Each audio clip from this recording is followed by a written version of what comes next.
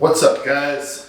Whenever I wake up in the morning and, when I'm doing my fasted cardio, I like to scroll through my newsfeed on Instagram, and inevitably, what I end up coming across the most are people posting pictures of their keto meals, like super high fat meals, like cheese, bacon, sausage. You kind of get the idea. It's a lot of stuff you wouldn't really think is necessarily healthy. And you see them bragging about the keto diet and all these recipes that they're trying that are keto friendly and how they're getting healthy. And, if you go to that person's page, you'll see a lot of progress stuff like tracking, measurements and everything. And so one thing that I've really noticed is these people don't make consistent long-term changes. Like they tend to drop about, 5 to 10 pounds the first week. And then a lot of times their body fat will actually go up.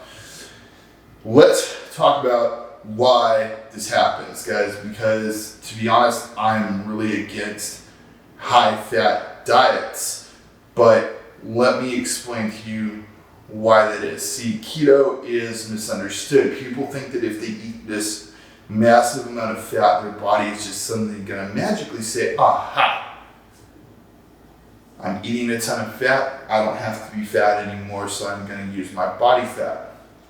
Guys, what keto is it's getting your brain to burn fats for energy versus glucose, because it converts the fats to a molecule that, it can use.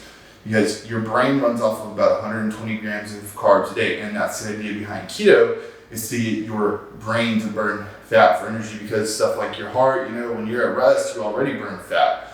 Might be dietary fat, depending on what you've eaten. It might be body fat, like especially if you're in a fasted state.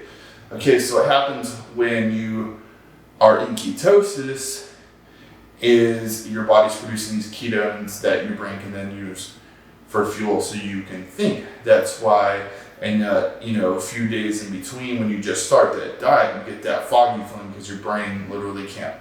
It has nothing to run on. Now you ruin this, whenever you have a cheat meal, it throws you out of ketosis because you store glycogen, and then your brain can run off that glycogen and your cells. So really, if you want to see any kind of benefit from being keto, you got to do it for at least a week.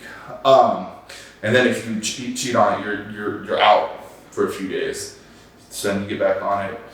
So it's not really the most effective long-term diet solution. True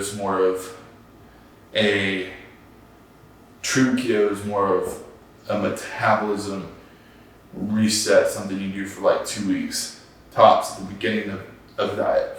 So anyways, the reason that these people end up putting on fat is because they eat a ton of fat, okay, and they end up going way over their calories because, again, weight loss is all about a calorie deficit, okay, so then they end up storing fat. They don't lose a lot of body fat because what you want to do whenever you go into a calorie deficit is the goal is to burn fat. Okay, so if you're eating a ton of fat, that's much more available to your body than your body fat is. So it's going to use that for fuel instead of burning what it already has. So really the best scenario here would be for you to do just a strict protein only style keto diet, for like 1 to 2 weeks tops, then start adding in carbs in, because what builds muscle is carbs and protein, okay? And if you have more muscle, you burn more fat long term.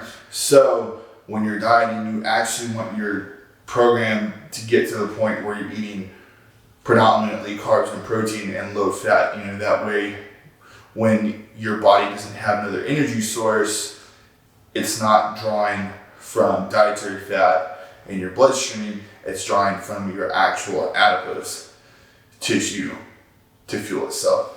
All right, guys, so that in a nutshell is why I hate high-fat diets. All it really is an excuse to stuff your face with cheese, pork, and other stuff that is honestly going to kill you in the long run. There's no difference between popular keto and going to Whataburger, except there's no bread. All right, so if you are going to make a life change then it needs to at least be moderate fat if you want to see any kind of fat loss. And guys, we're going to be hungry, but that hunger's good. It means your metabolism is picking up. It means that your body's burning fat for fuel. It's not good to be full all the time. That means your digestion is very slow. You're probably not using all of your food, or maybe you have a hormone problem. All right, guys, so hunger is good. High fat diets are bad. All right, thanks, guys.